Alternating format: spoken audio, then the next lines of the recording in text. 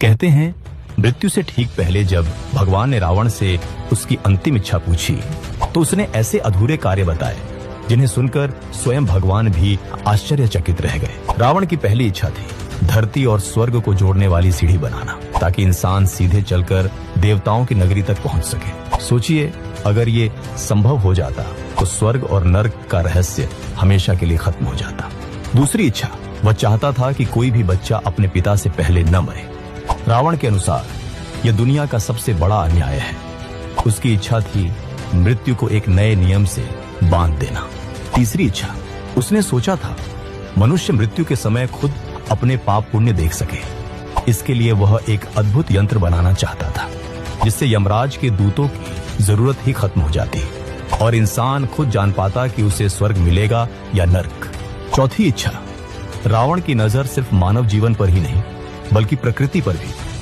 वह चाहता था कि समुद्र का पानी मीठा हो जाए ताकि प्यास से कोई न मरे। सोचिए आज अगर समुद्र मीठे होते तो पूरी दुनिया कैसी होती। पांचवी इच्छा, उसकी एक और इच्छा थी चांद को उसके काले धब्बों से मुक्त करना।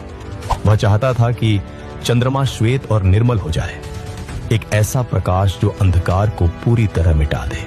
छठी इच्छा, सोने से भरी लंका में रहते हुए भी रावण चाहता था कि सोने में सुगंध हो ताकि उसका राज्य केवल वैभव से नहीं बल्कि सुगंध से भी महके।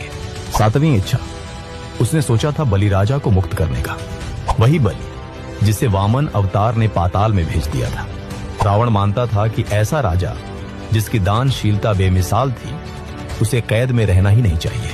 आठवीं और सबसे अद्भुत इच्छा, रावण चाहता था कि पृथ्वी का भार उठाने वाले शेषनाग को मुक्त कर दे। उसने सोचा था इंद्र के वज्र और पृथ्वी के लोहे को मिलाकर एक अखंड खंभा बनाएगा जो सृष्टि का बोझ संभाले ताकि शेषनाग विश्राम कर सके। अब सवाल यह है, अगर रावण सच में ये काम पूरे कर देता तो क्या हम आज की दुनिया को पहचान भी पाते हैं? अगर आपको लगता है कि रावण सिर्फ नायक या खलनायक नहीं बल्कि एक रहस्य था तो कमेंट में लिखिए जय श्री राम और इस वीडियो को अपने दोस्तों से शेयर कीजिए।